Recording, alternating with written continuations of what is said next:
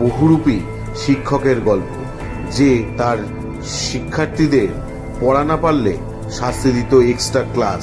তুমি দরজাটা বন্ধ করে দাও, ভয় পাওয়ার কিছু নেই। যেটা বুঝতে পারোনি সেটা আজকে বুঝে দেব। স্যার, আপনি যা বলবেন আমি করব।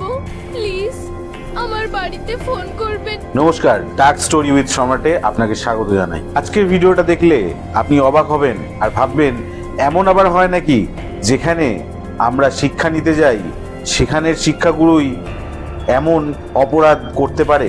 পড়া না পারলে সেই অঙ্ক টিচার কি এমন শাস্তি দিত? তবে ভিডিওটা শুরু করার আগে অবশ্যই বলবো, আপনি যদি এই চ্যানেলে প্রথম হয়ে থাকেন তাহলে এই চ্যানেলটাকে এক্ষুনি সাবস্ক্রাইব করে নিন। আগামী দিনে আরো এরকম ধরনের নতুন নতুন ঘটনা আমি আপনাদের সামনে তুলে ধরবো, আর সেগুলো জানতে হলে দেখতে হলে এখনই চ্যানেলটাকে সাবস্ক্রাইব করে রাখুন। এই ঘটনা সম্পর্কে আপনার যদি কোনো মতামত থাকে অবশ্যই কমেন্ট সেকশনে জানাবেন। চলুন এবার আর দেরি না করে ঘটনায় ফেরা যাক। সেই স্কুলের প্রতিটা মেয়ে ওই ম্যাথ টিচারকে সাংঘাতিক ভয় পেত, কিন্তু কথায় আছে না, চোরের 10 দিন গৃহস্থের 1 দিন। ঠিক এরকমই ওই ক্লাসেই পড়া একটা মেয়ে সেদিন পড়া পারেনি, ম্যাথ টিচারের শেষ ক্লাস। আর সেই মেয়েটিকেও অন্য মেয়েদের মতন বসে থাকতে হয়েছিল স্কুল ছুটি হয়ে যাওয়ার পরেও। সেই মেয়েটিও চুপচাপ বসেছিল ভয়ে।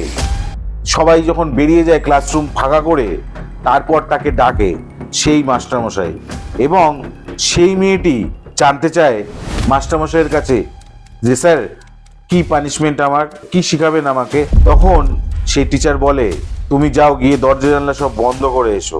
সে তার কথা মতো ওখানে কিছুক্ষণ দাঁড়িয়ে কিছু একটা ভাবতে ভাবতে দরজার দিকে এগিয়ে গেল। সে দরজার ছিটকানিটা পুরো বন্ধ করলো না, এমনভাবেই বন্ধ করলো যাতে ধাক্কা লাগলে ছিটকানিটা খুলে যায়। সে জানলাগুলো সবই বন্ধ করলো। এবার সে ঘুরে চলে আসলো সেই অঙ্ক টিচারের কাছে।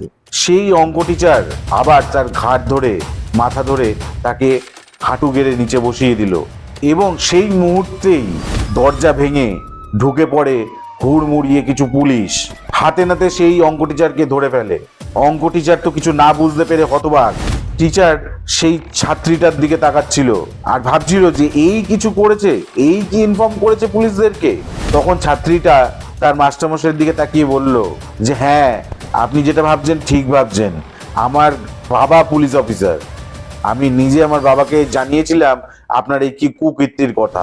তারপরেই আমার বাবা আপনাকে হাতে নাতে ধরার জন্য প্ল্যান করে, এবং আমি আজকের ইচ্ছাকৃতভাবেই অঙ্কর উত্তরটা ভুল দিই আপনাকে।